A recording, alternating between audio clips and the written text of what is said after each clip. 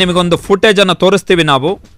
ಆ ಫುಟೇಜ್ ಅನ್ನು ನೀವು ಗಮನಿಸಿದ್ರೆ ಗೊತ್ತಾಗುತ್ತೆ ಈ ವಿಮಾನ ಪತನದ ತೀವ್ರತೆ ಎಷ್ಟರ ಮಟ್ಟಿಗಿದೆ ಅನ್ನುವಂಥದ್ದು ನಿಮಗೆ ಗೊತ್ತಾಗುತ್ತೆ. ಅಲ್ಲೀಗ ಮಿಲಿಟರಿಯವರನ್ನು ಕೂಡ ಕರೆಸಿಕೊಳ್ಳಲಾಗಿದೆ.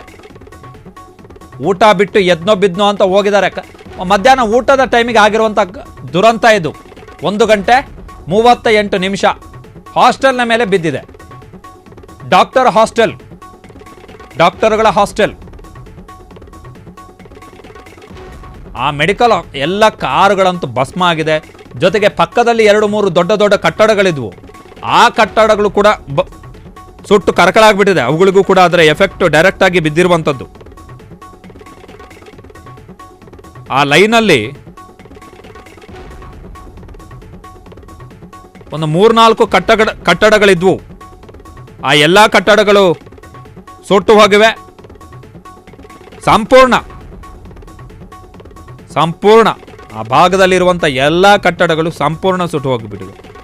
ವಿಮಾನ ದುರಂತದ ಇಂಟೆನ್ಸಿಟಿ ಎಷ್ಟಿದೆ ಅಂತೇಳಿ, ಒಂದು ವಿಮಾನ ಕ್ರ್ಯಾಶ್ ಆದಂತಹ ಸಂದರ್ಭದಲ್ಲಿ ಅದರ ದುರಂತದ ಇಂಟೆನ್ಸಿಟಿ ಎಷ್ಟರ ಮಟ್ಟಿಗಿದೆ ಅನ್ನುವಂಥದ್ದು ನಮಗೆ ಗೊತ್ತಾಗುತ್ತೆ. 110 ಮಂದಿ ಸಾವನ್ನಪ್ಪಿದ್ದಾರೆ.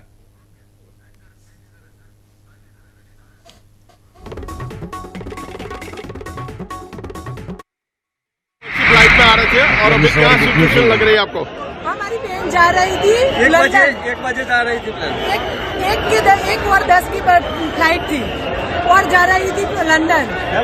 तो लंदन जाने से पहले ही क्रैश हो गया प्लेन। भावना बहन, आपके कौन आ रहे थे और कौन सी फ्लाइट में आ रहे थे और अभी क्या सिचुएशन लग रही है आपको?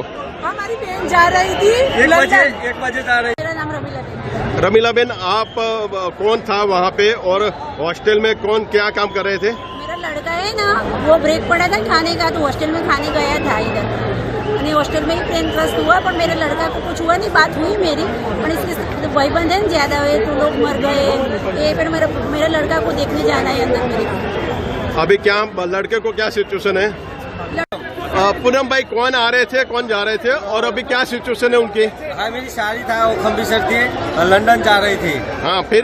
हाँ बस 1 घंटे में समाचार आ गया तो प्लेन क्रैश हो गया है, इसलिए मैं वापस अहमदाबाद से बाहर निकल गया था, तो वापस आए सिविल में आ गया। क्या अभी लग रहा है, क्या प्रशासन की तरफ से क्या है? ಕ್ಷಣ ಕ್ಷಣದ ಸುದ್ದಿಗಳಿಗಾಗಿ ಫ್ರೀಡಂ ಟಿವಿ ಸಬ್ಸ್ಕ್ರೈಬ್ ಮಾಡಿ, ಲೈಕ್ ಮಾಡಿ ಹಾಗೂ ಫಾಲೋ ಮಾಡಿ. ಹೊಸ ಸುದ್ದಿಗಳ ನೋಟಿಫಿಕೇಶನ್ಗಾಗಿ ಬೆಲ್ ಐಕಾನ್ ಮೇಲೆ ಕ್ಲಿಕ್ ಮಾಡಿ.